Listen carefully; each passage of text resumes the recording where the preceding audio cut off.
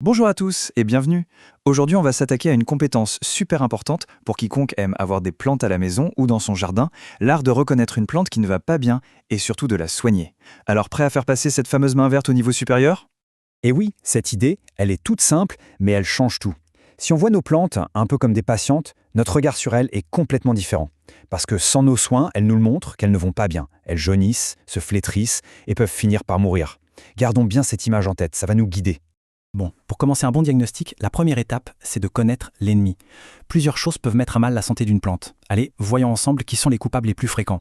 Alors là, la liste est assez variée. Il y a d'abord les agresseurs qu'on voit bien, les bestioles comme les pucerons qui pompent la sève ou les chenilles qui dévorent les feuilles. Puis on a des ennemis plus discrets, plus sournois, comme les champignons, le mildiou par exemple, qui vont créer des taches et faire pourrir la plante. Et attention, il y a aussi les erreurs que l'on fait nous-mêmes sans s'en rendre compte. Trop arroser par exemple, on pense bien faire, mais on étouffe les racines. Ou alors laisser les mauvaises herbes s'installer. Elles sont en compétition directe, elles volent l'eau et les nutriments. Et enfin, bien sûr, un sol pauvre, c'est comme ne pas donner à manger à sa plante. Elle ne peut tout simplement pas s'épanouir. Ok, on connaît maintenant les causes possibles. Mais la question, c'est comment on sait si une plante souffre? Eh bien, c'est un peu comme un médecin, il faut apprendre à observer, à lire les signes, à décoder les symptômes que la plante nous envoie. C'est la question essentielle. Et la bonne nouvelle, c'est qu'une plante malade, elle nous parle. Elle ne le crie pas, mais elle communique sa détresse de manière très visuelle. Il suffit juste d'apprendre à déchiffrer son langage. Franchement, la différence saute aux yeux, n'est-ce pas? D'un côté, on a la vitalité à l'état pur, des feuilles bien vertes, une croissance qu'on voit jour après jour. Et de l'autre côté, tous les signaux d'alarme. Des feuilles qui jaunissent ou qui sèchent, l'apparition de taches bizarres, une croissance qui stagne complètement, ou pire, des parties qui se mettent à pourrir. Et un truc important, c'est rare qu'un symptôme vienne tout seul. C'est souvent la combinaison de plusieurs de ces signes qui doit vraiment nous alerter. Bon, on a parlé des problèmes, maintenant passons aux solutions. Une fois qu'on a identifié ce qui n'allait pas, on ne va pas rester là à regarder.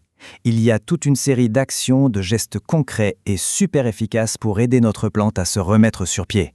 Voici un petit plan de bataille en 6 points. 1. L'arrosage. C'est la base. Juste ce qu'il faut, ni trop, ni trop peu. C'est tout un art. 2. Le désherbage. On enlève tout ce qui pourrait piquer les ressources de notre plante. 3. On taille. Faut pas avoir peur de couper les feuilles et les branches malades. C'est une petite chirurgie nécessaire pour stopper la maladie. 4. On défend la plante, mais naturellement. Par exemple, un peu de savon noir dilué, c'est top contre les pucerons. 5. On lui donne de l'air. Bien espacer les plantes permet à l'air de circuler et ça, les champignons détestent. Et enfin, 6e point, la propreté. Un environnement sain, c'est la meilleure des préventions. Pour finir, essayons de voir un peu plus loin que la simple technique. S'occuper des plantes, au fond, c'est bien plus que du jardinage. C'est une vraie philosophie, une belle leçon sur ce que c'est que de prendre soin de la vie. Et alors, pourquoi on fait tout ça? La réponse, elle est juste là.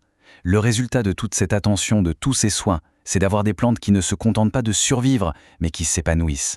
Elles deviennent fortes, magnifiques et souvent même productives. C'est ça notre plus belle récompense. On termine avec cette pensée que je trouve très juste.